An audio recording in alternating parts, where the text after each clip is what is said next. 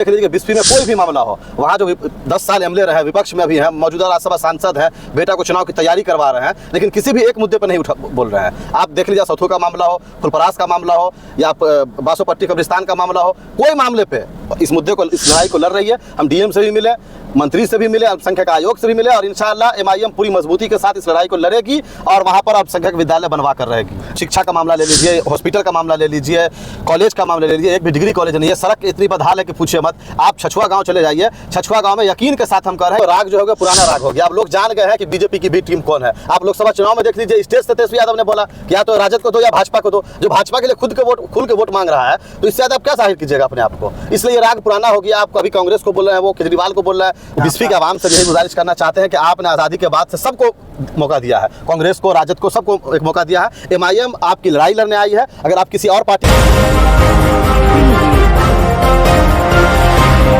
आदाब, आप देख रहे हैं 24 DVG। मेरा नाम है मोहम्मद वसीम। अभी हमारे साथ ऐसे शख्स है जो किसी परिचय के मोहताज नहीं है। जी हाँ, सही सुन रहे हैं आप। हमारे साथ अभी मधुबनी लोकसभा के पूर्व प्रत्याशी और एमआईएम के वरिष्ठ नेता सह मिथिलांचल प्रभारी वक़ार सिद्दीकी साहब है। सबसे पहले स्वागत है सर आपका। बहुत शुक्रिया आपका।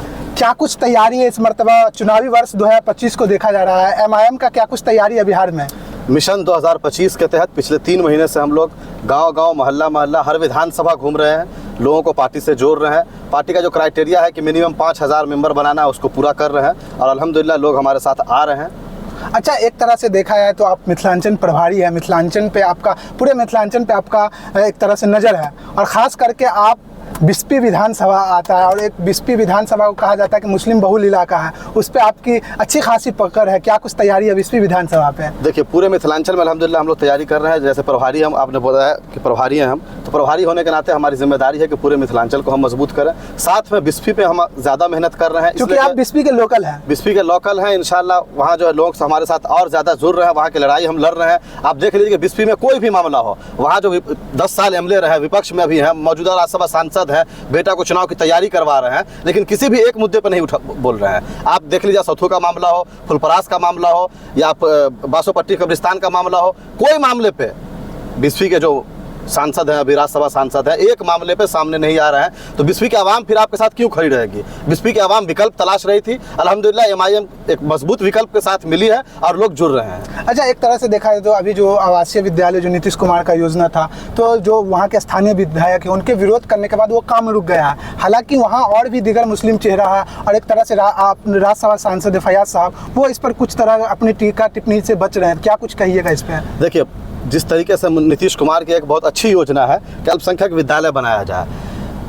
वक्फ की ज़मीन थी, वक्फ की ज़मीन पे बना रहे, हमारी ज़मीन है, हमारे लिए स्कूल बना रहे, लेकिन उन्हीं के पार्टी के जो दल के नेता हैं, बचौल जी, वो रोकवा दिए हैं। और वहाँ जो विपक्ष में जो भी नेता हैं, चाहे वो लोकसभा के उम्मीदवार रहे हो, विधायक के उम्मीदवार हो, जो भी हो, वो सब खामोश हैं। ये बिल्कुल दिखा रहा है लोगों को कि आपके मुद्दे पर कोई बोलने वाला नहीं है। एमआईएम इस मुद्दे को, इस लड़ाई को लड़ रही है। हम डीएम से भी मिले, मंत्री से भी मिले, अल्पसंख्यक आयोग से भी मिले, और इंशाअल्लाह एमआईएम पूरी मजबूती के साथ इस लड़ाई को लड़ेगी और वहाँ पर अल्पसंख्यक विद्यालय बनवा कर रहेगी। अच्छा, चूँकि बिस्फी पे आते हैं, बिस्फी का सबसे बड़ा मुद्दा क्या है?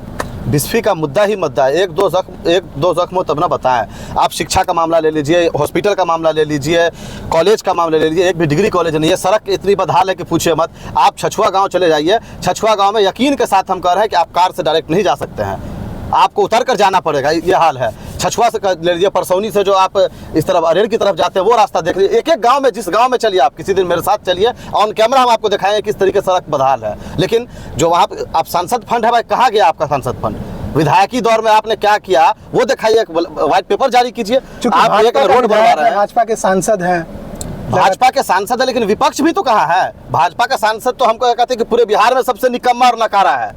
इतना बड़ा निकम्मा और नकारा कोई विधायक ही नहीं है। एक काम नहीं वो गिनवा सकते कि हमने किया है, लेकिन विपक्ष भी खामोश है। भाई आप राज्यसभा सांसद, आप क्या किए हैं?